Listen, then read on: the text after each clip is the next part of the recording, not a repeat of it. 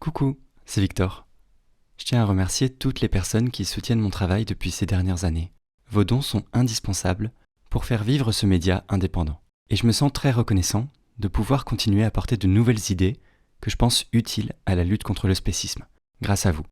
Et sinon, vous pouvez acheter mon livre « En finir avec les idées fausses sur l'antispécisme » aux éditions de l'Atelier, qui fait un peu la synthèse des réponses à toutes les objections qu'on nous envoie tout le temps dès qu'on cherche à porter l'intérêt des autres animaux.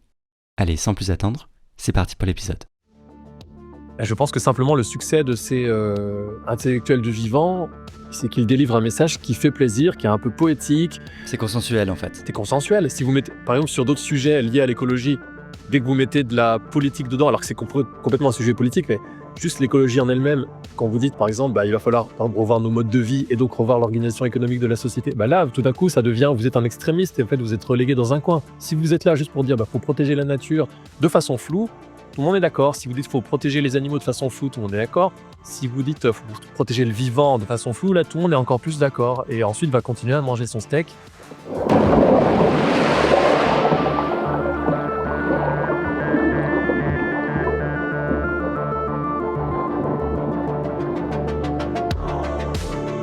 Salut, moi c'est Victor Durand-Lepeuch et vous écoutez un entretien de Comme un poisson dans l'eau, le podcast contre le spécisme.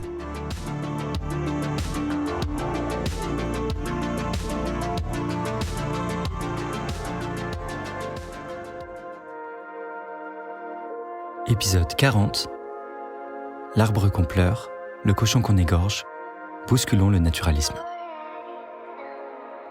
Vous voyez les naturalistes, ces gens passionnés par la nature, par la faune et la flore. On les imagine facilement avec une loupe, accroupis au bord d'un chemin pour identifier un champignon ou traquer la petite bête sur une fleur. Dans l'idée, le naturalisme, c'est à la fois une soif de connaissance, comprendre le vivant, tout observer, répertorier, classer, et tout un ensemble d'affects. On est touché par la silhouette d'un renard qui traverse un chemin au petit matin, par la découverte d'une orchidée sauvage jamais encore croisée, par le chant d'un oiseau rare dont on reconnaît enfin la présence. C'est une manière d'habiter la nature, autant avec les émotions qu'avec les yeux. Et puis, le naturalisme travaille surtout à l'échelle des espèces et des populations, pas à celle des individus. L'objectif, c'est de comprendre comment un écosystème fonctionne, comment les espèces interagissent, comment les équilibres se maintiennent. Une approche scientifique, descriptive, très liée au terrain, et qui a énormément fait avancer notre connaissance de la biodiversité et des milieux. Mais c'est précisément là que ça devient intéressant. Qui protège-t-on quand on est naturaliste ? Les espèces, les paysages ou les individus qui vivent dedans ? C'est exactement cette faille-là que Pierre Rigaud interroge dans son dernier ouvrage « L'Androsas et le cochon », paru à la rentrée aux éditions Delachaux et Niesley. Et je peux vous dire qu'il ne le fait pas à moitié. Car Pierre Rigaud est lui-même un écologue naturaliste chevronné, avec 20 ans d'expérience de terrain derrière lui. Il est aussi militant écologiste et pour la cause animale. Autant dire, idéalement placé pour bousculer les représentations mainstream de son propre milieu et repenser en profondeur la façon dont on conçoit l'écologie. Bonjour Pierre Rigaud. Bonjour Victor. Alors, vous êtes écologue naturaliste, mais du coup c'est quoi être naturaliste ? Ça veut dire quoi ? Ça veut dire plein de choses différentes parce qu'être naturaliste, c'est plutôt une définition vague à l'ancienne qui remonte à très longtemps, des gens qui étudient l'histoire naturelle, les choses naturelles. Donc un amateur de champignons très calé sur les champignons, c'est une forme de naturaliste. Quelqu'un qui est un peu axé sur l'identification du chant des oiseaux, c'est un naturaliste. Mais il n'y a pas de cadrage universitaire, ni même de métier précisément lié à cette définition-là. Par contre, il y a autre chose que je suis aussi, qui est écologue, ce que plein de gens sont, qui ont fait des études en écologie à l'université notamment. Pour ce qui me concerne, avec un master en biologie, spécialité biodiversité des écosystèmes, donc en fait l'alliance des deux, écologue et naturaliste, avec une approche plutôt universitaire académique et une approche plus de terrain, fait qu'on peut se définir, en tout cas je me définis comme ça, comme d'autres collègues écologues naturalistes, puisque dans le métier ensuite, on le travaille soit en tant qu'expert, si le mot est un peu pompeux, mais bon, sur la biodiversité à son compte, indépendant, soit en tant que salarié, dans des ONG, dans des organismes de protection de la nature, dans des organismes de recherche ou autres. Eh bien, écologue naturaliste, c'est quelqu'un qui allie un peu les connaissances académiques et un peu théoriques sur l'écologie et le fonctionnement des écosystèmes, et puis l'expérience naturaliste d'observation de la nature. C'est très clair. Et alors, dans tout ça, vous portez aussi dans vos combats, dans votre quotidien, dans vos activités, l'intérêt des autres animaux. Et alors, est-ce qu'on est d'accord que les animaux, c'est pas la nature, mais c'est des gens? Et comment vous réconciliez ça avec la question du naturalisme et de la biodiversité, de l'écologie? Alors, c'est pas évident à réconcilier au départ parce qu'il me semble que déjà dans l'approche, pas par les personnes, les humains qui s'y intéressent, c'est quand même deux milieux différents. D'un côté, ceux qui s'intéressent à l'écologie et à cette branche particulière de l'écologie qui est l'étude, l'inventaire ou la protection des écosystèmes et de la biodiversité. Et puis d'autre part, le milieu animaliste, que ce soit les militants de la protection animale, les militants de l'antispécisme ou simplement des gens qui s'intéressent à l'amélioration de la condition de vie des animaux, disons. C'est souvent deux milieux différents, deux approches différentes, deux façons de considérer les animaux très différentes. Et donc, c'est pas évident au départ de les réconcilier parce que, par exemple, dans l'approche naturaliste, l'individu animal n'a pas tellement d'intérêt pour lui-même, sauf si, supposons, il fait partie d'une espèce dont les individus sont rares et donc il y aurait un intérêt pour la préservation de cette espèce dans un objectif de préservation de la biodiversité. Il y aurait un intérêt à préserver cet individu-là. Si je prends l'exemple, par exemple, d'un gypaète barbu, un oiseau, un rapace charognard qui est assez rare, les espèces comptent assez peu d'individus et ce sont des oiseaux qui mettent longtemps à grandir, qui se reproduisent peu, lentement, ce qui fait que dans la démographie de cette espèce, le gypaète barbu, avec toutes les difficultés qu'ont ces oiseaux à vivre dans un environnement très très maîtrisé par les humains, ils n'ont plus beaucoup de place. Et donc, si on est naturaliste ou écologue, on s'intéresse à la préservation du gypaète barbu, eh bien, on prend soin de chaque individu. Parce que la disparition d'un gypaète barbu est préjudiciable au maintien d'une population de gypaètes barbus et donc à ce qu'on considère être important en termes de protection de la biodiversité. Par contre, un mulot, les naturalistes, normalement, disons, dans l'habitude qu'on a, vont pas s'intéresser à la préservation d'un mulot parce que les mulots, comme d'autres petits rongeurs par exemple, ont une démographie extrêmement différente avec beaucoup de reproduction chaque année, beaucoup de mulots qui ont une espérance de vie très faible. C'est lié bien sûr à la démographie de l'espèce, comme les souris qui font beaucoup de petits, mais dont l'espérance de vie de chacun est faible, beaucoup de prédateurs de ces petits rongeurs. Et donc, si on s'intéresse à la préservation de l'espèce mulot en tant que naturaliste, on va plutôt se dire il faut préserver les milieux de vie dans lesquels vivent ces individus. C'est pas grave s'il y en a plein qui meurent, du moment qu'il y en a suffisamment pour que l'espèce se maintienne. Bon, j'ai pris l'exemple là d'une espèce très commune, mais on peut prendre plein d'autres exemples différents. Et donc, comment réconcilier justement cette approche purement naturaliste où l'individu n'a pas d'importance en tant que lui-même, en tant que l'intérêt qu'il aurait à défendre, comme on dit dans les milieux plus antispécistes, c'est pas évident et il faut essayer de, juste de rappeler que quand on se veut rationnel, à mon sens, sur le plan de la préservation de la biodiversité, ne pas stopper cette rationalité à la prise en compte des besoins des autres animaux que les humains. Et donc, du coup, vient la question de quel individu a un intérêt à défendre. Et c'est là qu'on peut, par exemple, accorder finalement de l'importance à un mulot sur le plan d'un point de vue animaliste ou antispéciste, qu'on n'accorderait pas sur le plan du naturalisme ou même de l'écologie. Et dans ce cas-là, il faut faire la différence évidemment entre un mulot et, par exemple, un chêne, parce que le chêne en lui-même étant une plante, et je vous apprends rien, n'a pas d'intérêt individuel à défendre, s'il n'y a pas vraiment, pas jusqu'à preuve du contraire, bien entendu, mais pas de conscience de lui-même, pas de souffrance, pas de plaisir, pas de douleur. Et donc, d'un point de vue naturaliste, le chêne a infiniment plus d'importance qu'un mulot, parce qu'un chêne, c'est un individu arbre qui met longtemps, plusieurs centaines d'années à être mature, à avoir beaucoup d'importance dans un écosystème local, parce qu'il y a plein de vie dans un chêne, dans un vieux chêne, et je pense à peu près tout le monde est d'accord pour préserver un vieux chêne, bien entendu. Mais d'un point de vue naturaliste, le chêne a infiniment plus d'importance qu'un mulot, et le chêne a peut-être une importance égale à celle d'un gypaète barbu, par exemple, pour des raisons un petit peu différentes. Mais d'un point de vue antispéciste, le mulot a plus d'importance que le chêne. Donc, c'est pas du tout intuitif. Et je pense qu'il y a un énorme travail déjà à faire dans les milieux naturalistes ou écologues pour essayer de rappeler que le mulot a une importance aussi. Je ne sais pas si je réponds vraiment à la question, mais déjà, c'est une petite forme d'introduction. Oui, mais j'ai l'impression que vous êtes habité par ces deux cultures-là, comme vous le dites, à la fois une culture naturaliste et une culture antispéciste, et que dans ce dernier ouvrage, L'Androsace et le cochon, C'est un peu une critique interne du naturalisme, mais en tant que naturaliste vous-même. Et vous nous faites découvrir, moi je suis plutôt du côté antispéciste, et j'avoue, je dois vraiment faire cet aveu, j'ai pas cette culture, j'ai pas cet attrait, j'ai pas tout l'attirail finalement d'émotion et d'émerveillement qui va aussi avec ce qu'on pourrait appeler le sentiment naturaliste. Du coup, j'ai aussi besoin de comprendre mieux, j'ai l'impression, parce que ça crée des incompréhensions de mon côté sur toute cette dimension affective finalement, que quand on marche dans un territoire, qu'on le sait habité par telles ou telles espèces, qu'on le trouve magnifique de faire une rencontre avec un animal qu'on aperçoit rarement plutôt qu'un animal commun, disons, et qu'on le voit faire quelque chose d'inattendu. Vous parlez de tout ça dans le livre et vous donnez aussi beaucoup de valeur. Vous vous rendez compte de ce sentiment naturaliste. C'est quoi le cœur de ce sentiment, de ces émotions-là?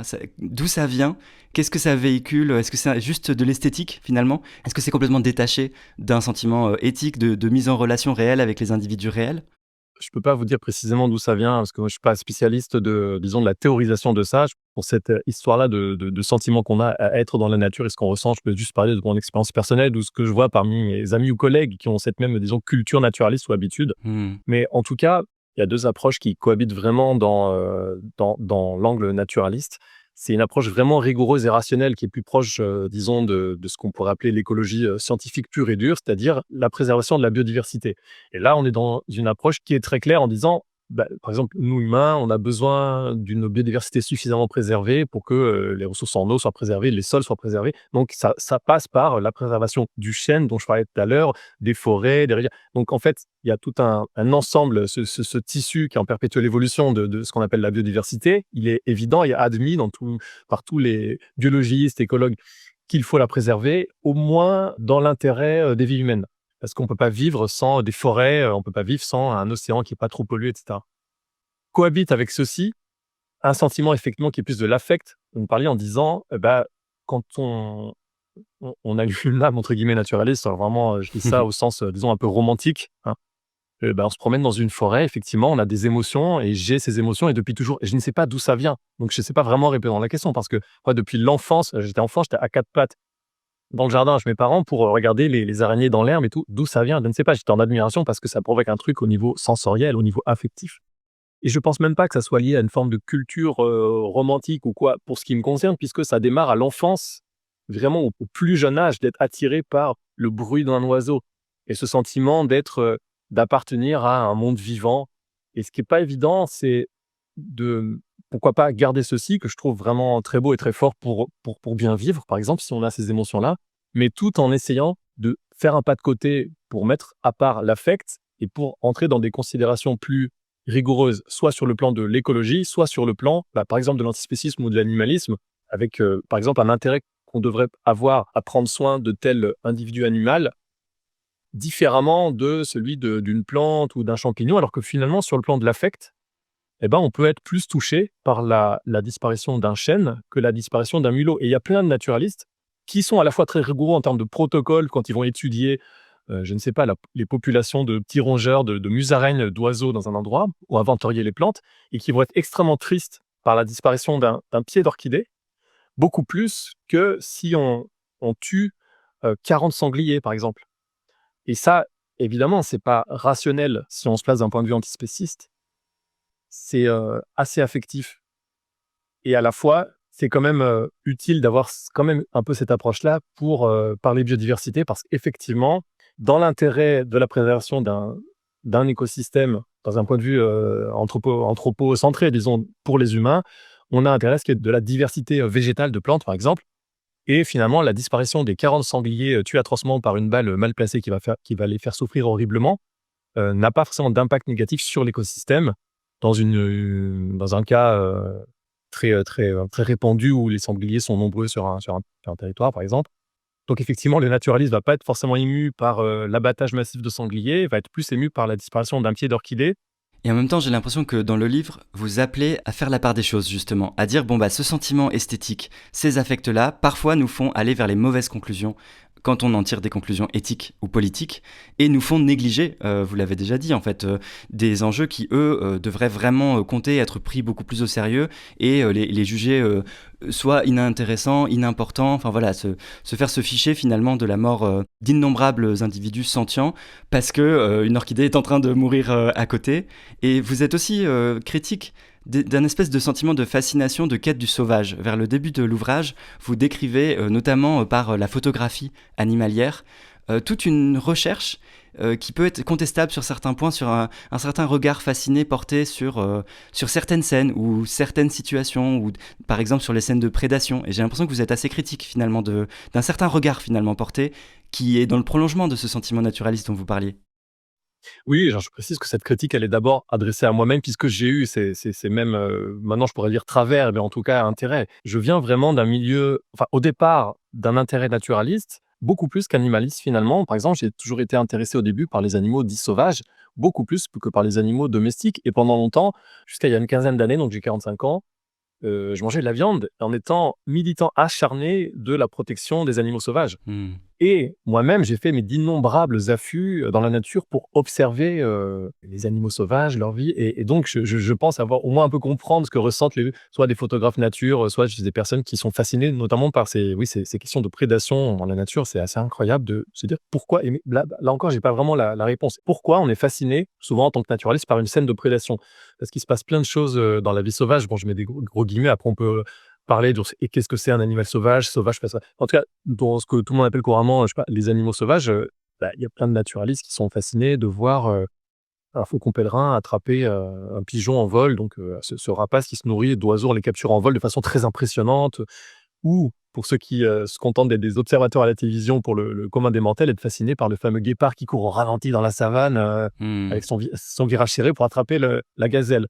Donc ça a un côté fascinant, sans doute, que j'ai pu avoir aussi et je ne l'explique pas. Est-ce que c'est, une fascination morbide? Mais en fait, moi, j'en sais rien. Ce que je dis, c'est que faisons attention à ça quand on est naturaliste et essayons de pas se laisser avoir par trop d'affect. Je pense qu'il faut vraiment garder l'affect, les sentiments, mais ne pas se laisser avoir par trop d'affect. Si on revient sur la question de ce rapport au sauvage qui est beaucoup, comme vous l'avez dit, romantisé, idéalisé et qui met en fait à distance tous les individus qui sont dans ce sauvage renvoyés comme à distance, comme dans un autre monde qui n'a rien à faire avec la morale et la politique, avec la considération qu'on peut avoir pour les autres individus. Vous parlez plus ou pas seulement d'animaux sauvages dans l'ouvrage et vous dites plus souvent libres. J'ai l'impression que vous vous appelez presque à dépasser ce terme de sauvage qui est un peu fourre-tout et un peu dangereux justement. Oui, bon, déjà, sauvage, c'est négatif, hein. Oui, Si on dit de certains humains que ce sont des sauvages, pas très positif. effectivement. Les animaux sauvages, je préfère parler d'animaux libres. En fait, je trouve intéressant de voir dans quelle mesure les animaux peuvent être libres par rapport à nous. Donc, ils sont évidemment jamais complètement libres par rapport à leur environnement et nous non plus, parce qu'ils sont soumis à plein de contraintes. Il faut pouvoir échapper aux prédateurs, il faut pouvoir trouver à manger, il faut pouvoir échapper aux intempéries, aux maladies. Enfin, c'est la vie d'un animal dit sauvage, elle est extrêmement complexe. Mais en fait, libre, je trouve ça intéressant parce que ça met le point sur dans quelle mesure nous humains on asservit les animaux. Et en fait, on les asservit assez rapidement. Et même les animaux dits sauvages dans un environnement, très modifié par les humains comme, quasiment tous les paysages, d'Europe ou quasiment la plupart des paysages dans le monde. Même les forêts sont exploitées ou l'ont été depuis longtemps, exploitées pour le bois, hein, c'est pas, et donc en fait, tout ça est contraint beaucoup par l'activité humaine, ce qui fait que les animaux libres dans une campagne, par exemple dans laquelle je me trouve, où les animaux, leur vie, elle est, pour beaucoup, conditionnée par les activités humaines. Même si on s'en rend pas forcément compte quand on se promène dans la campagne, tel oiseau va faire son nid dans tel arbre qui a été préservé parce que la forêt a été gardée dans cet endroit-là, tandis que côté c'est un champ. Du coup, comme c'est un champ, d'autres espèces d'oiseaux qui nichent au sol, des alouettes et des pipites vont plutôt nicher par terre. Ensuite, même en pleine ville, selon que l'aménagement de l'espace urbain préserve tel lierre ou tel arbre à tel endroit ou organise un parc de telle façon, il y aura tel individu, telle espèce d'oiseau qui va nicher là, se reproduire là, se nourrir à d'autres endroits. Souvent, avec, disons, l'approche naturaliste, on perçoit assez rapidement ça. Au moins pour certains animaux, souvent c'est les plus gros, hein, les mammifères, les oiseaux, en tout cas ceux qui sont le plus visibles. Ce qui se passe sous terre, on le voit moins, mais c'est aussi complètement conditionné finalement par l'activité humaine. Donc je trouve ça intéressant de voir dans quelle mesure les animaux sont libres par rapport à nous, avec toutes les volontés qu'ils ont, le dépassement qu'ils essayent de faire ou la vie qu'ils essayent de mener dans l'environnement qui leur est donné. Et l'environnement qui leur est donné, souvent il est contraint par ce qu'on en a fait.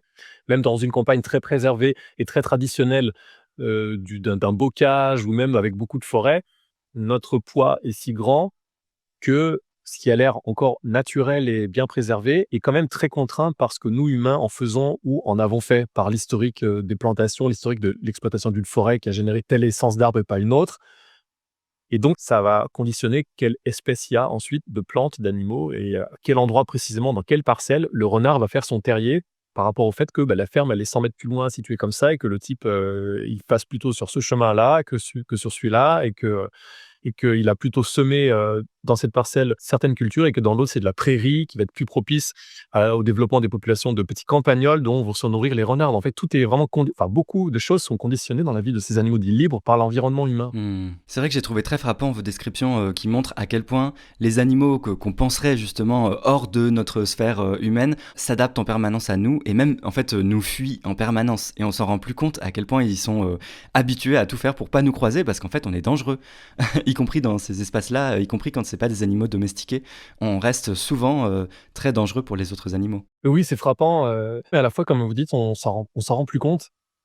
Pourquoi quand on se promène dans la campagne, on voit quasiment aucun animal? Enfin, on voit des oiseaux, mais on voit quasiment aucun mammifère, parce que les mammifères nous fuient, en effet. On s'en rend mieux compte quand tout d'un coup, on les voit dans certains environnements, au milieu particulier, d'animaux, par exemple, qui sont nourris, des renards qui sont habitués à manger sur des poubelles dans certaines villes. Souvent, on voit plus facilement les animaux en ville qu'à la campagne. Enfin, en tout cas, certains animaux, notamment les oiseaux, qui ont une distance de fuite beaucoup plus grande à la campagne, parce que, peut-être, de génération en génération, ils ont été habitués à être abattus, être tirés au fusil, à être maltraités de toutes sortes, à être pourchassés. Et finalement, certains sont plus tranquilles en ville. Et donc, vous vous promenez dans Paris, vous pouvez voir un héron dans un bassin à 5 mètres qui regarde les passants, certes avec un peu de prudence, mais qui se laisse approcher à quelques mètres seulement. Tandis qu'à la campagne, un autre individu de la même espèce s'envolerait à 100 mètres en voyant arriver un humain. Donc c'est effectivement quand on les voit de près dans certains milieux particuliers qu'on se dit: «Ah oui, mais effectivement ailleurs on les voit jamais». C'est qu'il y a un problème, c'est effectivement le problème, c'est que notre pouvoir de nuisance est extrêmement fort. Vous parlez aussi, j'aimerais bien que vous développiez cet aspect, des piégeages à des fins naturalistes et vous avez aussi des critiques à faire sur ces questions-là. Oui, à commencer par moi-même, hein, puisque j'en ai fait beaucoup. Pendant longtemps, je fais partie de tous ces naturalistes qui ont capturé beaucoup de micro-mammifères pour les études, pour les inventaires. C'est-à-dire, on met des trappes, on fait des toutes petites boîtes dans lesquelles les musaraignes, les mulots entrent. Et puis, le but est d'inventarier déjà de quelle espèce il s'agit, quel individu. Donc, en faisant des petites marques, en les relâchant, peut-être en les recapturant plus tard. Donc, j'en ai capturé franchement des milliers. Et il y a de la perte, comme on dit, il y a des accidents, comme on dit ça. Parfois, une musaraigne, même si elle passe une heure dans une petite boîte comme ça, elle est tellement stressée qu'il arrive qu'elle meurt, simplement pour une raison qu'on n'explique pas, genre la musaraigne, on arrive, elle est morte. Si c'était un animal beaucoup plus grand, un cerf, je pense que plein de naturalistes seraient assez catastrophés, seraient vraiment désolés de voir un cerf mort parce que c'est impressionnant, si c'est une Mmh. grande cage, supposons. Mais ça a été longtemps admis, ça l'est encore un peu malheureusement, d'avoir des accidents. Et encore récemment, je l'ai vu dans un colloque de gens qui parlent de leur suivi de micro-mammifères. Et bon, on déplore qu'il y ait eu une ou deux musaraignes mortes. En fait, comme c'est un petit animal, on s'y intéresse pas tellement. Et je pense qu'il justement, il y a du travail à faire là-dessus pour expliquer que même si l'objectif n'est pas du tout de tuer les animaux, et que même si on fait le maximum pour en tuer le moins possible, et que l'objectif c'est de les relâcher ensuite, on est en retard là-dessus. Enfin, le milieu naturaliste Mmh. a quand même un peu de retard, même si les techniques évoluent pour qu'il y ait de moins en moins de mortalité. Moi, je précise que je pratique plus du tout les captures. Enfin, je veux plus du tout faire ça, en fait. Je l'ai fait longtemps, je veux plus du tout faire ça. Ni même toutes sortes de manipulations que j'ai pu faire avec plein de collègues qui apportent des informations très intéressantes. Certes, que ce soit poser des balises sur les oiseaux, sur les rapaces, ne serait-ce que le bagage, des passereaux, des millions d'oiseaux sont capturés dans des filets par des ornithologues pour leur installer une petite bague à la patte, à la tarse, pour ensuite les recapturer ailleurs, pour voir leur trajet migratoire. Ça apporte plein d'infos qui sont vraiment très intéressantes. Mais il y a forcément toujours une partie de ces animaux qui supportent pas ça, soit qui sont blessés, qui ont des Mmh. traumatismes, qui meurent parfois, même si c'est une petite proportion, ça en fait quand même beaucoup. Et donc le milieu naturaliste là, classe ça un peu dans les dommages collatéraux, et ça, je trouve dommage. Il y a vraiment Mmh. beaucoup à faire sur ces questions-là dans l'approche naturaliste qui s'intéresse encore trop peu, je pense, aux individus. Oui, on en revient à ce problème en fait. On les voit comme spécimens de leur espèce et on a plein de biais spécistes de oh si c'est des petits animaux on va moins les considérer. Enfin voilà, ça traverse un petit peu toute notre discussion. J'ai l'impression qu'un élément sur lequel vous mâchez pas vos mots dans l'ouvrage et c'est étonnant de quelqu'un de votre milieu justement. Vous parlez du joug humain, vous parlez de violence, vous parlez de pouvoir, vous dites oppression, vous dites les humains sont des bourreaux, vous parlez d'asservissement. Enfin voilà, vous faites vraiment toute la liste de ce qui représente réellement l'inégalité, la domination des humains sur les autres animaux.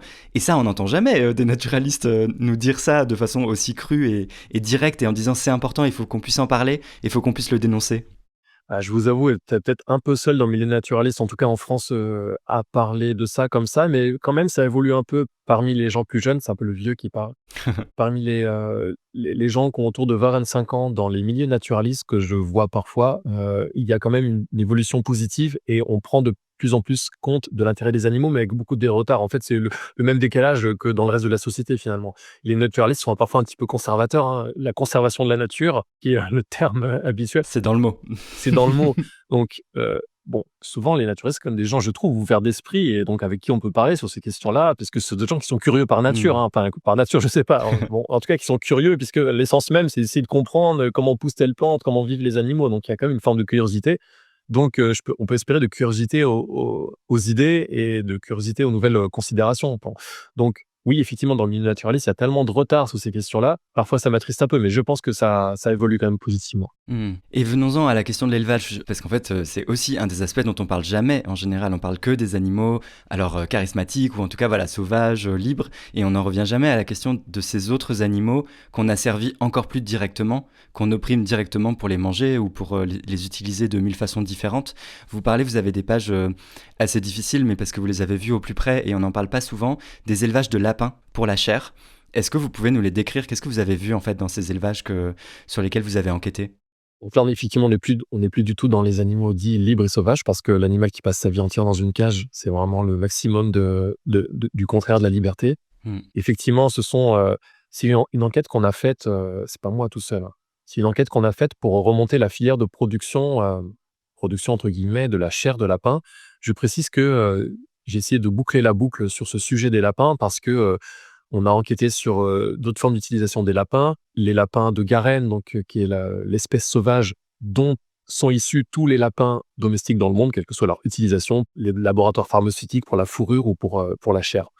Donc il y a différents aspects de l'utilisation et de ce qui est fait aux lapins en général qu'on a essayé d'explorer. J'ai même fait un petit bouquin sur les lapins. Enfin, moi, c'est un sujet qui est passionnant pour plein de raisons parce que le lapin de Garenne regroupe, concentre absolument toutes les horreurs qu'on fait aux animaux, en fait. À la fois les lapins sauvages et les lapins de Garenne, à la fois les lapins domestiques, entre l'expérimentation animale et les élevages pour la viande, c'est une horreur. Mmh. Concernant précisément cette enquête, on a remonté la filière de production de lapins pour la viande dans l'ouest de la France avec une forme d'infiltration dans une des coopératives les plus importantes du pays pour la production de lapins, où on voit des choses absolument abominables, alors qui sont en fait extrêmement banales, mais le contraste entre ces animaux qui sont là, c'est affectif, la pure mignonnerie des lapins et ce qu'on leur fait subir, c'est assez frappant. En gros, pour vous expliquer le fonctionnement de cette filière lapin, vous avez déjà une sélection génétique des différentes souches de lapins, comme dans n'importe quel élevage, que ce soit les poulets ou les vaches. On a besoin d'avoir des animaux qui produisent suffisamment de chair, qui grossissent suffisamment vite, qui sont suffisamment stables en cage, qui n'ont pas trop de maladies, qui peuvent bien supporter par exemple l'insémination artificielle. Enfin, donc ils sont vraiment considérés comme des objets. C'est pour ça que je trouve intéressant de vraiment à chaque fois de rappeler au départ, on a un animal libre qu'on a domestiqué, qu'on a transformé pour notre propre intérêt, qu'on a transformé en termes de comportement qu'il a et en termes de capacité physique et tout simplement de morphologie. Donc les lapins en cage ressemblent quand même très vaguement à des lapins de Garenne. Ils sont plus grands, ils sont blancs, ils sont pas pareils, mais c'est quand même des lapins issus de la même espèce au départ. Et vous avez des souches qui sont sur catalogue disponibles pour les éleveurs avec des noms, alors pas poétiques, hein, genre K8 22, c'est la lignée de femelles que vous pouvez utiliser en F1, donc en première branche de reproduction. Vous croisez avec tel mâle, vous obtenez des petits qui ont tel critère, qui grossissent en tant de jours, qui vont faire tant de kilos que vous pourrez vendre à l'abattoir. C'est vraiment rationalisé pour le coup, mais alors fordisé, je sais pas comment on dit, en tout cas vraiment optimisé pour la Mmh. production. Et donc vous avez des souches de mâles, des souches de femelles qui sont achetées par une coopérative à une maison mère qui sélectionne ces lignées-là. Ces souches-là sont mises en élevage dans des bâtiments. Dans un bâtiment, il y a les femelles, dans un bâtiment, il y a les mâles. Dans chaque bâtiment, il y a un lapin par cage qui est une cage minuscule qui fait à peu près, qui est à peine plus grande que la taille du lapin lui-même. Les mâles, on leur prend le sperme. Des employés font ça tous les jours, qui sont mis dans des sortes de pipettes pour ensuite inséminer les femelles dans le bâtiment d'à côté. Et donc pour les mâles, le seul moment de leur existence où quelque chose se passe, c'est ce moment-là où un employé vient leur prendre la semence. Ça dure quelques secondes. Ensuite, la cage est refermée. Plus rien jusqu'au lendemain ou surlendemain. L'entièreté de sa vie, c'est la cage, les barreaux, rien, le néant, vide. La femelle, c'est exactement pareil, sauf que c'est encore pire, puisque de ce moment où on vient, c'est pour faire cette insémination artificielle. C'est-à-dire lui injecter d'abord une hormone par une piqûre dans la cuisse, puis lui injecter la semence. Donc c'est objectivement un viol des lapines. Euh, Sans doute le terme fait polémique. S'il y a un autre terme, on peut prendre notre terme, ça n'est égal, mais objectivement, c'est une insémination artificielle où on voit les lapines crispées parce qu'elles n'ont manifestement pas du tout envie. Ensuite, les petits, si c'est la sélection d'une future lapine, seront vendus aux éleveurs, puisque là on est encore dans la coopérative, et l'éleveur reçoit ensuite des lapines qui seront elles-mêmes les futures reproductrices des lapins, des petits lapins qu'ils vendront à l'abattoir. Donc c'est assez tordu comme système. L'éleveur dispose ensuite d'une série de lapines qui sont elles-mêmes les futures reproductrices, qui viennent de la maison mère. Les employés viennent à nouveau, mais cette fois chez l'éleveur, pour inséminer les différentes lapines et donner naissance aux petits lapros, qui seront vendus au bout d'un certain nombre de jours à l'abattoir. Et l'abattoir, c'est un camion qui vient chercher les lapros, qui les balance dans des caisses d'une façon atroce. Ils sont attrapés par les oreilles pour que ça aille plus vite. En quelques heures, les employés attrapent plusieurs milliers, genre 3000 lapins pour les mettre dans des caisses qui partent dans un camion en direction à l'abattoir. Donc ces lapros, de leur vie, ils ont reconnu la naissance dans une cage où beaucoup d'entre eux en plus meurent en cours de route parce qu'ils se coincent entre les barreaux, ils sont mangés par la mer. C'est un truc complètement ignoble. Et ensuite, le seul moment de leur existence où ils vont voir la lumière du jour, ce sera le camion dans les fentes pour aller jusqu'à l'abattoir. Tout ça pour faire du pâté ou de la viande. Et vous en profitez à ce moment-là pour dire que c'est aussi le cas dans les petits élevages, que cette dichotomie qu'on veut instaurer entre l'élevage industriel et les élevages dits vertueux et respectueux ne tient pas. Oui, parce que les petits élevages, ils ont exactement le même process que les gros élevages, c'est juste le nombre de lapins qui diminue. C'est pareil d'ailleurs pour plein d'autres élevages. Le petit élevage, il est petit en termes de taille, mais l'espace dont dispose chaque lapin, c'est exactement le même que dans un grand élevage. Et la vie de chaque lapin est exactement le même. Donc finalement, peut avoir des élevages de proximité, de la viande locale de lapin qui vient d'un petit hangar dans lequel il y a seulement 3000 lapins, mais pour chaque lapin, c'est un enfer objectif. Et vous parlez un peu de tous les mythes qui servent à venir légitimer là dernièrement, et notamment dans les discours écologistes et un peu naturalistes, de ces petits élevages dits respectueux. Vous parlez même dans le titre d'un chapitre d'esclaves poétisés, parce que justement il y a toute une romantisation finalement de ce petit élevage qui serait finalement le défenseur de nos campagnes presque. Oui, là je parle plutôt de l'élevage dit traditionnel qui est vanté par certains défenseurs du vivant, les vaches dans les prés, les brebis dans les prés, Oui, qui ont voilà. une vie bien moins pire que les lapins dans les cages. Oui, Et c'est qui clair. même au moment où elles sont dans un pré, alors évidemment on n'est pas dans la tête d'une vache. Donc cet animal qu'on a à moitié fabriqué, hein, puisque issu de la domestication de l'auroch il y a fort longtemps, on en a fait des animaux qui sont relativement dociles, qui ressemblent encore un peu à la vache ancestrale, mais parfois même qui n'ont plus de cornes par sélection ou bien le fait de les brûler. Au moment où elles sont dans le pré, c'est pareil pour les brebis dans la pâture, elles ont l'air, j'ai l'impression, relativement bien. Ça va. Bon après il y a d'où elles viennent et où elles vont après et forcément là c'est l'abattoir, c'est affreux. Mais oui, j'appelle ça un esclavage poétisé parce que de façon complètement, alors je sais pas, affectif, il y a tout un tas de gens qui défendent ceci comme étant un modèle absolument souhaitable. Alors c'est le modèle moins pire. Évidemment, moi, si on arrête tout l'élevage dit intensif et qu'on garde seulement les vaches dans les prés, les brebis dans les prés, on aura fait un pas absolument gigantesque, tant en nombre d'animaux épargnés, puisque la plupart des animaux d'élevage sont dans les élevages intensifs, que en considération globale pour les animaux et pour le bien-être. Bon, le terme n'est pas super, mais de ces animaux-là à ce moment-là. Mais ça reste un esclavage, puisque à la fin, évidemment, c'est destiné à être envoyé à l'abattoir pour nous, de façon pas nécessaire quand même.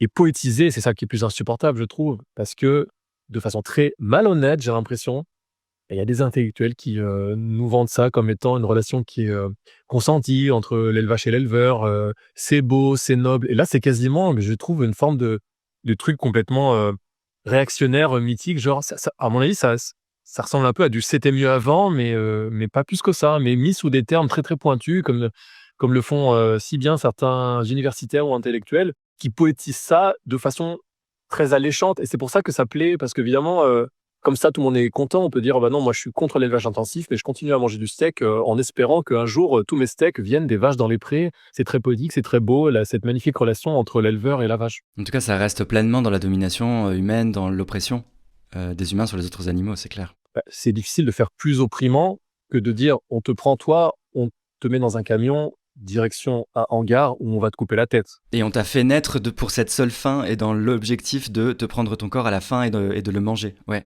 Exactement. Alors mettre entre ces deux moments-là de la poésie en disant regardez le paysan comme il s'occupe bien de sa vache qu'il appelle Marguerite.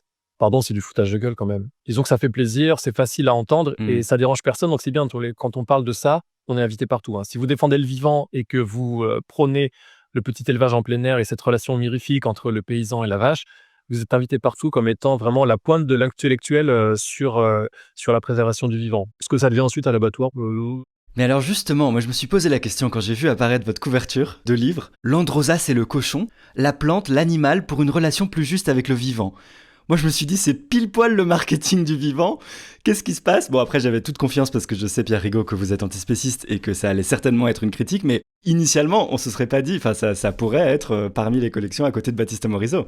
Alors d'abord, vous le savez Victor, en faisant un livre, on n'est pas complètement maître ni du titre ni de la couverture d'un livre chez un éditeur, mais j'assume complètement ce titre et ce sous-titre. Le but c'est que le sous-titre soit quand même un peu alléchant et suffisamment simple et captivant.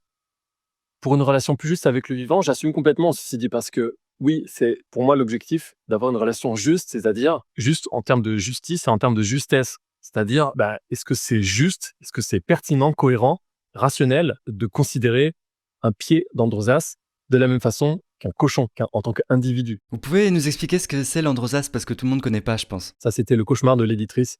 Je salue. Mais non, l'androsace, arrête, personne ne connaît. Bon. Les androsaces, c'est plein de plantes différentes, dont certaines, les androsaces des Alpes, du Dauphiné, helvétique. Ces androsaces-là sont des plantes de montagne qui, pour certaines, sont assez rares et menacées par la bétonisation des montagnes et le réchauffement climatique. Ce sont des plantes assez merveilleuses qui sont adaptées à des situations très contraignantes, à un hiver à 3000 mètres d'altitude. Et donc, elles ont développé, au fil de l'évolution, plein de possibilités pour survivre à ces conditions très rudes. Et donc, leur caractère un peu exceptionnel, comme d'autres en termes d'adaptation, fait que sur un plan naturaliste ou d'intérêt pour la biodiversité, ce sont des êtres merveilleux auxquels on a tendance à vouloir s'attacher et à les préserver. Et il y a notamment un cas que j'utilise dans le livre, celui de projet de bétonisation de montagnes dans les Alpes du Sud, où les gens, pour protéger les lieux, les défenseurs de la nature, envers simple, ou de l'environnement, trouvent certains pieds d'une androsace du Dauphiné, qui est une espèce particulière qui est extrêmement rare et découverte récemment, l'existence même de cette espèce, qui est distincte d'une autre androsace par de petits critères, et qui ne vit que jusqu'à ce qu'on la trouve ailleurs, en un certain lieu dans le Dauphiné, dans le massif des Alpes du Sud. Cette plante étant très rare, elle acquiert de ce fait beaucoup d'importance, puisque c'est une espèce protégée, et qu'en plus on se dit, si on bétonne à cet endroit-là, on bétonise, ça va faire disparaître de la surface de la Terre peut-être les androsaces du Dauphiné, donc c'est une perte inestimable.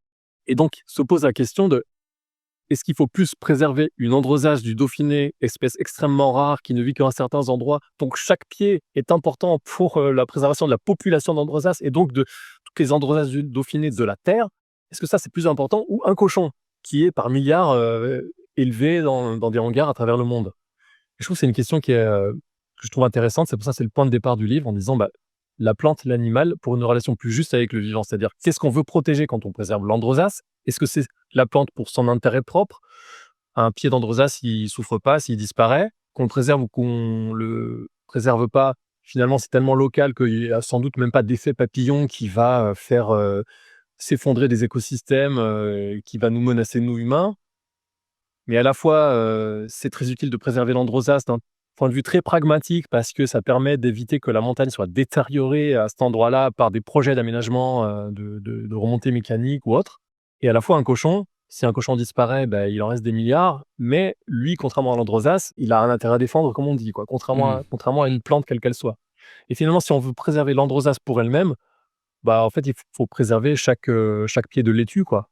Parce que si on considère que c'est pour elle-même qu'il faut la préserver, parce qu'elle a un intérêt à ne pas disparaître, et dans ce cas-là, la laitue aussi. C'est là que l'approche naturaliste a ses limites, c'est que finalement, quand on veut préserver l'androsace, c'est beaucoup une projection, parce qu'on se dit quelle plante merveilleuse, et je suis le premier à le ressentir en disant quelle plante merveilleuse, ne faisons pas disparaître leurs androsaces. Je trouve ça juste, d'un point de vue de la justesse, de savoir pourquoi on veut préserver l'androsace et pourquoi on veut préserver le cochon. Et ce que vous dites, c'est un peu vous pointez avec ce titre le double standard, finalement. Des fois, on a plus d'intérêt à défendre une chose, un être dans ce monde qui certes exceptionnel, certes rare, certes impressionnant, n'a pas d'intérêt propre, que des individus sentients qui ont comme nous une vie en première personne, des plaisirs, des souffrances, une vie à défendre. Et en fait, des fois, on prête plus d'attention et on a même beaucoup plus de discours dans le débat public qui encensent finalement les prouesses, l'intelligence des plantes, alors que les animaux d'élevage, on n'en parle jamais quasiment et on s'en fiche et on met pas en avant leur intérêt, et alors qu'ils sont en train de mourir par milliards à nos côtés. Oui, je pense que c'est vraiment lié à un côté anthropocentré. Enfin, c'est très égoïste, en fait, finalement, et c'est beaucoup de projections. Enfin, j'ai l'impression, c'est-à-dire, quand on préserve, une plante rare, c'est aussi parce que, on préserve un patrimoine, comme on dit. Alors le mot, pour le coup, il est bien choisi, hein, c'est le mot qui est beaucoup utilisé, le patrimoine Hmm. naturel ou la conservation de la nature, c'est un patrimoine, et donc c'est pour qui à la fin? C'est quand même pour nous, hein. C'est parce qu'on veut préserver nos écosystèmes, nos forêts, ou en tout cas la projection qu'on met dessus comme étant, la beauté de la nature, je sais pas, c'est esthétique, sentimental. Donc il y a un aspect biodiversité qui est évident et qui est incontestable, c'est-à-dire nous avons besoin, nous humains, de suffisamment de biodiversité, de diversité de la vie, des formes de vie, que ce soit les espèces, les écosystèmes, les fonctions, la diversité génétique. Mais l'effet papillon a quand même ses limites, c'est-à-dire, c'est pas parce qu'on tue une androsace que c'est un impact négatif sur les écosystèmes et donc sur nous. Donc quand on préserve l'androsace, c'est certes parce que, bah, on fait un peu ce qu'on peut. Donc si on veut préserver la biodiversité, on est bien obligé de prendre point par point, maillon par maillon, on défend un peu ce qu'on peut dans ce contexte, mais complètement désastreux, où la biodiversité s'effondre par nos activités, par nos choix de développement économique et de société. Mais c'est aussi beaucoup par pur affect, et donc pour nous-mêmes parce qu'on est triste, ou parce qu'on veut préserver, les fleurs rares, ou parfois les animaux rares. Tandis que le cochon, bah, on est bien content finalement de pouvoir s'en servir, et à chaque fois c'est pour notre intérêt finalement. On tue le cochon pour notre intérêt et on préserve l'androsace pour notre intérêt. Hmm, ouais. Vous évoquez notamment le cas des ragondins, et vous écrivez pourquoi vanter les bienfaits de la présence des castors et fustiger les ragondins. Il n'est pas toujours facile de faire la distinction entre impact écologique réel et rejet de l'animal venu d'ailleurs. Oui, c'est un biais qui est assez présent dans le milieu naturaliste. Je précise encore une fois que je n'accuse pas enfin les autres, je viens de là et je peux tout à fait l'avoir parfois ou l'avoir eu. Donc pour rappeler juste le castor d'Europe, une espèce indigène, en Europe, en Asie, et puis le ragondin, un animal, une espèce originaire d'Amérique centrale et du Sud, qui a été importé il y a plus d'un siècle en Europe, qui s'est, donc pour la fourrure ou d'autres formes d'élevage, qui s'est ensuite échappé ou répandu, ou même qui a été mis dans la nature, qui ensuite s'est très bien plu, ce qui fait que maintenant, si on prend, l'Europe de l'Ouest ou la France, dans la plupart des rivières en France, il y a des ragondins qui sont totalement libres. Ils sont issus de générations de reproduction dans la nature à partir de l'importation humaine. Les castors, par ailleurs, avaient été, quasiment éradiqués dans toute l'Europe, et maintenant le castor d'Europe revient avec des programmes de réintroduction et autres, je passe, dans maintenant une partie des cours d'eau en France. Et il est encore plus rare que le ragondin. Je veux dire, à ce jour, il est plus rare que le ragondin, qui est extrêmement commun en tant qu'espèce dans les cours d'eau en Europe de l'Ouest. Et beaucoup de naturalistes, j'en fais partie, défendent, les castors en disant: «Mais les castors, c'est une espèce protégée par la loi. Maintenant, on n'a pas le droit de tuer des castors, ni même d'abîmer leurs barrages, ou leurs, terriers». Ça a plein d'utilités d'ailleurs, préserver les castors, parce que, on met en avant l'impact positif que ça a sur, le dynamisme des rivières, en disant, bah, les castors, quand ils coupent un arbre par exemple, curieusement, entre parenthèses, quand on défend le castor qui coupe un arbre, les défenseurs du vivant qui disent qu'il faut préserver, le pied de je ne sais quelle plante, ne défendent plus l'arbre s'il est coupé par un castor. Bon, petite parenthèse. Tandis que s'il était coupé par un humain, bon. Oui. Parce qu'en fait, effectivement, ça dynamise, les berges des rivières d'avoir des castors, parce que les castors vont manger à certains endroits, des saules, d'autres arbres, vont se déplacer ailleurs, ce qui fait que la végétation va repousser différemment à l'endroit qu'ils ont laissé pendant quelques années, et c'est tout à fait positif pour la rivière. Et il y a des impacts qui sont forts, notamment, les castors font des terriers assez volumineux, c'est des gros animaux les castors, genre 30 kilos, et donc ça fait que parfois il y a des gros trous dans la berge, ou même parfois sur certaines digues, qui peut poser problème à des infrastructures humaines, qui ont été, mis en place par exemple pour faire des étangs, des choses comme ça. Et quand c'est un castor, c'est du point de vue naturaliste toujours considéré de façon très positive, et tant mieux. Alors que quand c'est un ragondin, eh ben souvent on accuse les ragondins de tel ou tel méfait en disant: «Ça a un impact négatif sur l'écosystème». Alors c'est intéressant parce que des fois, un trou fait par un castor ou un trou fait par un ragondin n'ont pas la même valeur. Il y en a un, c'est positif, et il y a l'autre, c'est mauvais. Et il y a ce biais de l'animal venu d'ailleurs qui est quand même assez présent. Hmm. Alors il faut rappeler que l'importation d'animaux ou de plantes, le déplacement par les humains d'un continent à l'autre, la plupart du temps n'entraîne pas de catastrophe, mais parfois fait disparaître de la biodiversité locale et que donc finalement, notamment sur certaines îles, dans certains écosystèmes particuliers, l'expansion des espèces dites exotiques envahissantes, c'est le vocable utilisé, fait partie des causes de déclin de la biodiversité, donc c'est réel. C'est pas dû aux animaux eux-mêmes, c'est du fait qu'on déplace des animaux ou des plantes. Bon. Mais dans le cas du ragondin, ce qui est, je trouve assez frappant, c'est que dans l'immense majorité des cas, ça cause aucun problème sur les rivières. Vous avez des ragondins qui sont communément répandus sur plein de cours d'eau en France, par exemple. Et moi, je trouve que j'ai beaucoup travaillé, inventorié sur les cours d'eau. Et donc, j'estime avoir un point de vue pertinent sur ça précisément, parce que la plupart du temps, ça cause aucun problème concrètement. Mais il est vrai que parfois, sur des écosystèmes très artificialisés par les humains, des étangs, des digues ou des systèmes de canaux, quand il y a beaucoup, entre guillemets, de ragondins, ça peut modifier, voire parfois assécher certains endroits, donc parfois impacter une certaine biodiversité locale. Mais en gros, le biais, pour faire simple, je trouve qu'il est frappant entre, d'un côté, les modifications générées par les castors, espèces indigènes autochtones, c'est super, c'est positif pour la biodiversité, ça dynamise. Tandis que si c'est un ragondin, c'est négatif parce que ça perturbe. Et donc on les tue. Et donc on les tue très massivement, c'est-à-dire plusieurs centaines de milliers au moins de ragondins chaque année en France sont éliminés dans des pièges abominables. Tandis que si vous, même sans aller jusqu'à tuer un castor, vous abîmez un barrage de castors, théoriquement c'est le code pénal, c'est plusieurs années de prison. Enfin, c'est la réglementation sur les espèces protégées est censée être très stricte pour aller rarement appliquée, tandis que le ragondin en tant qu'espèce dite nuisible subit les pires horreurs.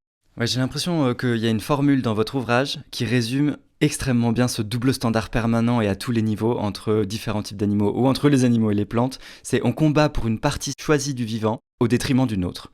Et vraiment, c'est noyé derrière ce que vous appelez un flou poétique autour du vivant qui permet de masquer finalement tous ces doubles standards et ces discriminations permanentes.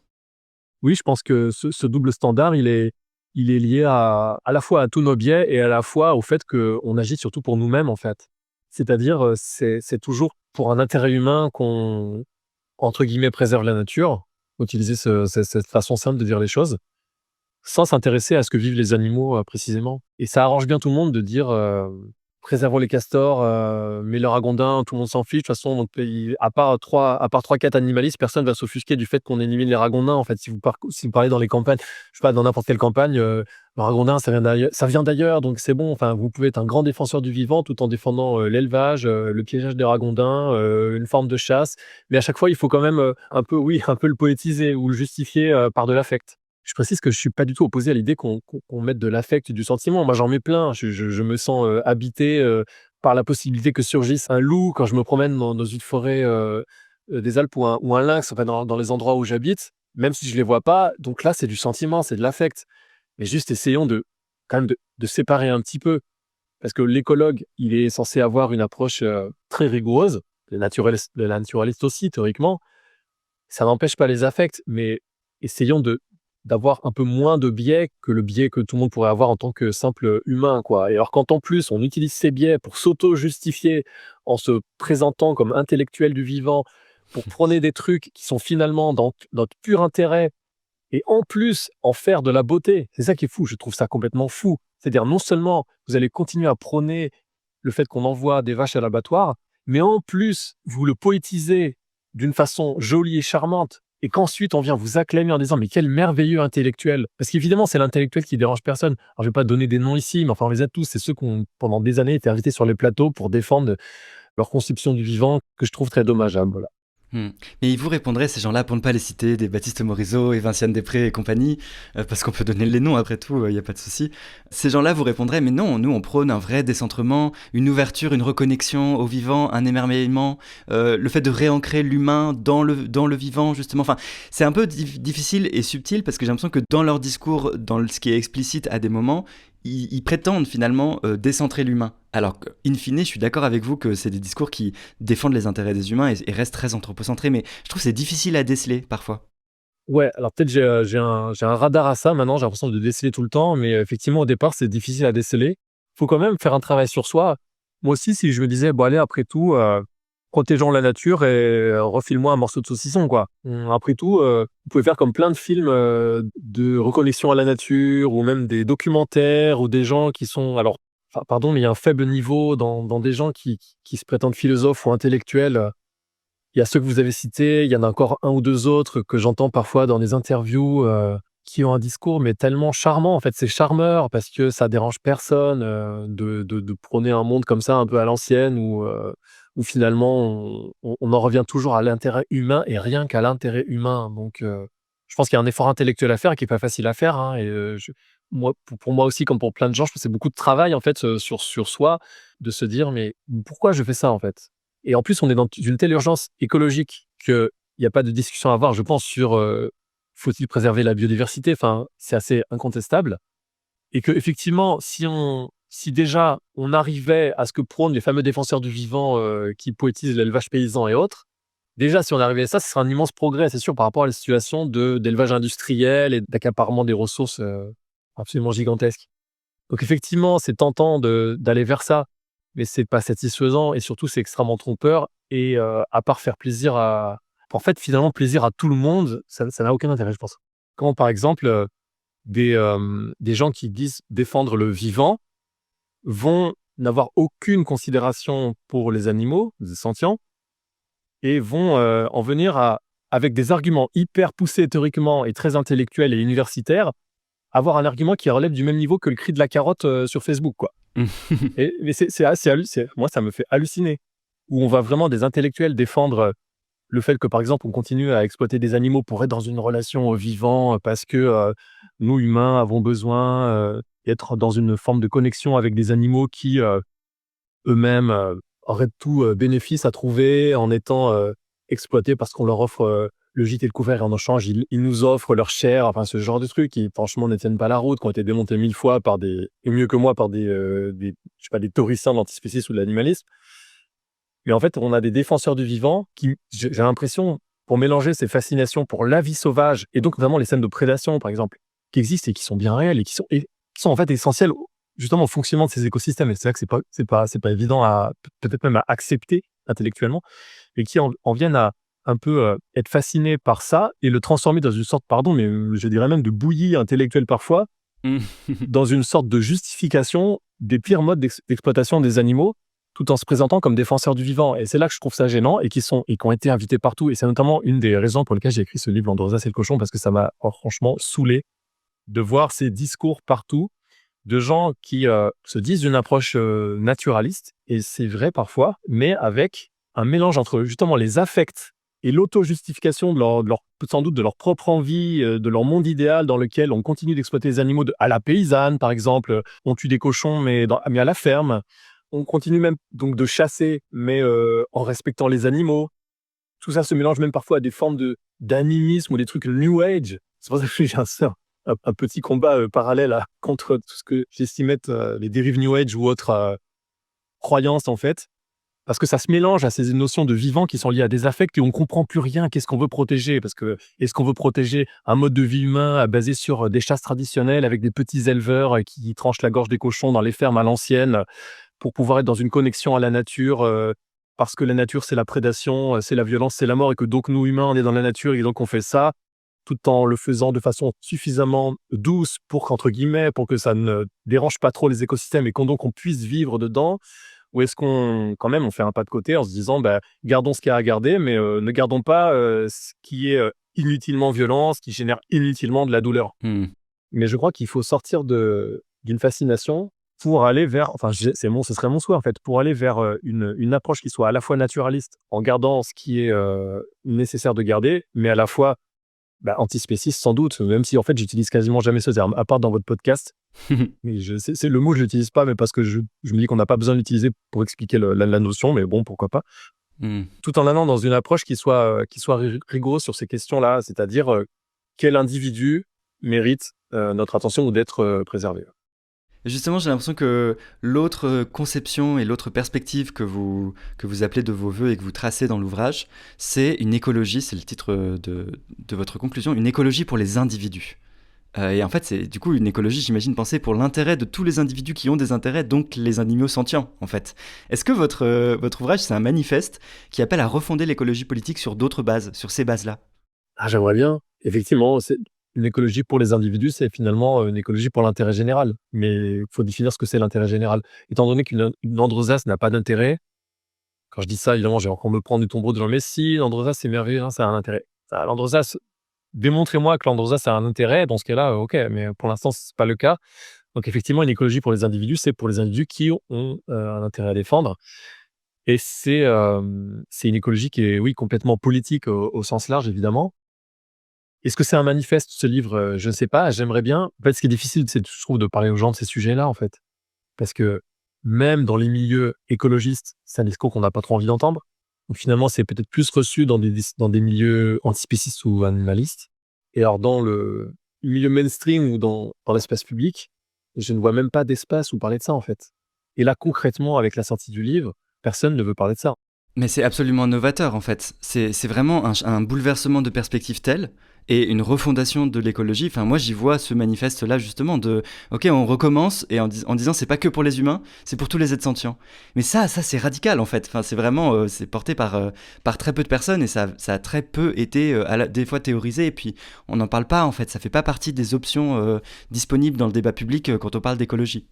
Bah, en tout cas, moi, j'ai pas l'impression d'être un grand théoricien, hein. C'est des choses que j'estime être, juste, logiques par rapport à mais qui ont peut-être mis un peu de temps à maturer parce que depuis toujours, je suis sur le terrain et que donc, quand on voit les animaux, quand on bon, au final, peut-être, développer ça, mais franchement, moi, je suis pas un grand théoricien. J'ai même pas un bagage, comment dire, théorique ou un corpus, ou beaucoup de lectures précises sur vraiment sur les questions d'antispécisme. Beaucoup plus, moi, sur, comment on reconnaît telle plume d'oiseau par rapport à une autre, hein.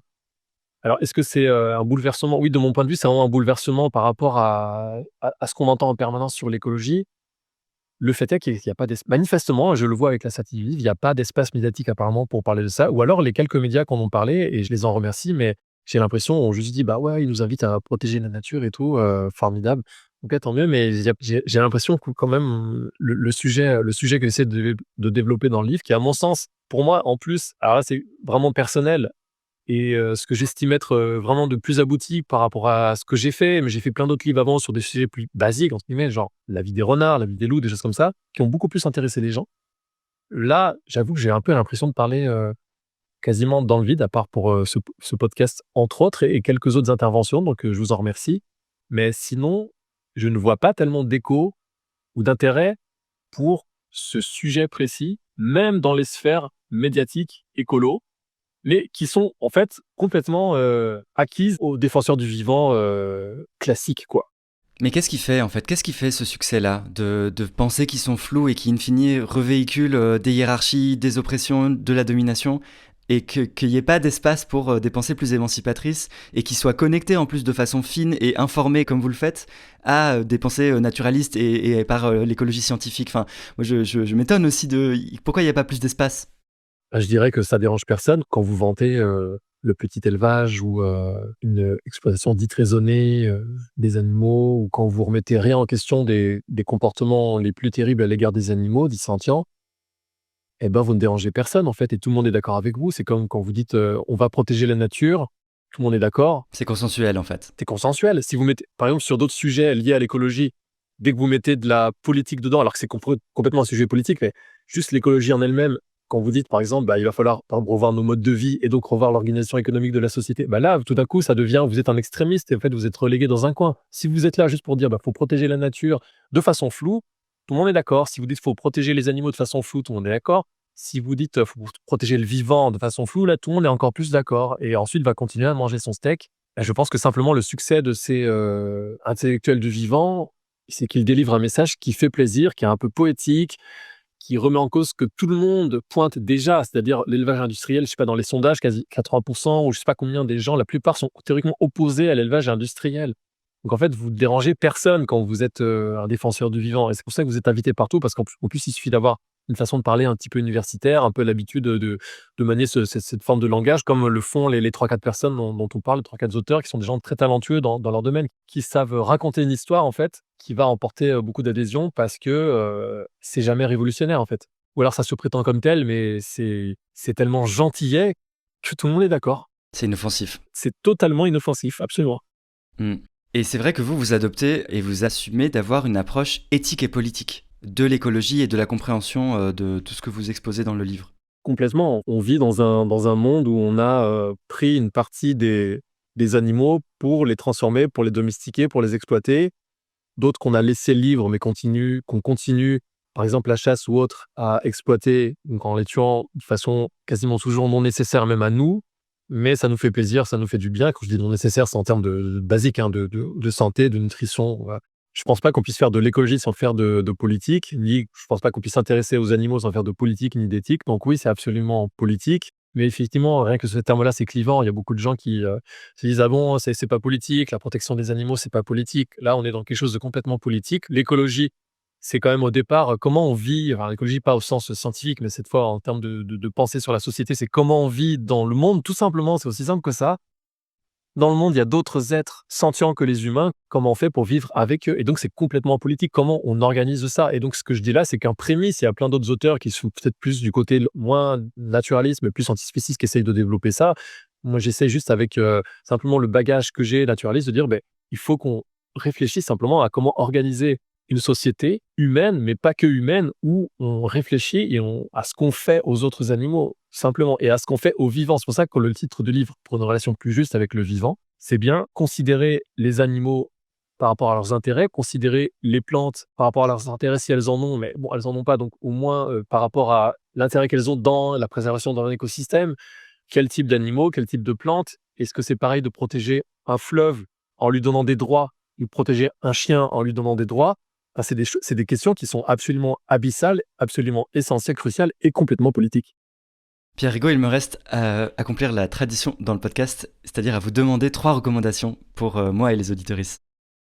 Alors ça va être peut-être un peu facile, mais j'ai une première recommandation qui est vraiment naturaliste justement, c'est juste essayer d'aller dans la nature observer. En fait, c'est quand même la reco de base, c'est-à-dire je trouve quand même qu'on apprend pas mal en juste se posant dans une forêt, dans une prairie, même si on habite en ville, n'importe où, dans un parc, je ne sais où, pour voir comment vivent les animaux. Vous observez des pigeons à Paris ou des bus variables sur les champs, dans la campagne, on apprend quand même des choses. Et en les regardant vivre, juste de l'aperçu qu'on peut en avoir, parce que la plupart du moment de leur vie est caché, et la plupart des animaux, comme on le disait, sont cachés. Le renard, vous allez juste l'apercevoir traverser la route, mais juste se poser pour au moins que les animaux qu'on voit, on essaie de voir, d'observer ce qu'ils vivent, comment ils se comportent par rapport à d'autres animaux ou par rapport à des humains. Je trouve que ça en apprend quand même beaucoup. Juste cette approche-là, c'est une reco qui vaut ce qu'elle vaut. La deuxième, ce serait prendre un livre, n'importe quel livre, un guide sur les oiseaux, sur les champignons, des guides d'identification, sur les poissons, sur les plantes, sur je ne sais quoi. Parce que je trouve quand même important d'avoir au moins un petit peu de base culturelle sur le vivant, justement, en termes d'écosystème, de vie des animaux. Parce que finalement, c'est quand même notre monde aussi, le monde dans lequel on vit, même si c'est urbanisé, mais il y a toujours un merle, il y a toujours un pinson, une citelle ou une araignée qu'on retrouve dans la baignoire. Et je trouve que c'est quand même intéressant d'avoir cette ouverture, de s'intéresser aux autres êtres vivants, que ce soit des êtres sentients ou pas, autres êtres vivants que nous, et à leurs interactions. Donc cette deuxième reco, c'est juste acheter ou feuilleter un guide ou un livre sur comment vivent les araignées ou comment pousse une plante. Et puis le troisième, c'est je trouve passionnant des livres sur la biologie des primates et l'organisation politique des primates. Je pense au livre de Frans de Waal, alors qui, bien que n'étant pas du tout antispéciste, et même il disait qu'il mangeait de la viande, puisqu'il est décédé il y a quelques années, j'ai trouvé passionnant, en fait, quasiment tous ces livres que j'ai lus, qui nous parlent de l'organisation politique des chimpanzés entre eux. Et comme c'est une espèce très proche de la nôtre, avec bien sûr énormément de différences, en nous regardant comment vivent nos cousins, on peut essayer aussi d'un peu mieux comprendre comment on vit nous. Alors c'est un peu cliché, c'est pas en regardant les chimpanzés qu'on apprend comment vivent les humains, mais on voit les points communs et les différences, et voilà, c'est toujours très instructif. Eh ben super, je mettrai toutes ces recommandations dans la description, et merci beaucoup pour cet entretien, Pierre Rigaud. Avec plaisir, merci beaucoup Victor pour l'invitation rare.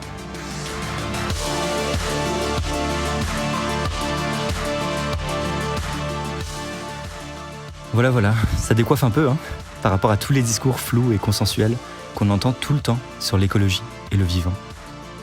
Je pense que les idées présentées dans l'ouvrage de mon invité sont vraiment salutaires et encore peu souvent détaillées dans le débat public, et que c'est d'autant plus fort quand c'est fait par des personnes aussi bien informées que lui, qui ont une fine connaissance du naturalisme et peuvent vraiment faire la part des choses.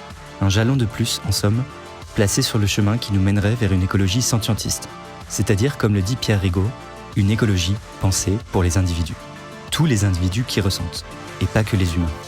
Dites-moi ce que vous en pensez sur les réseaux, et moi je me lance dans la préparation du prochain épisode. Bisous!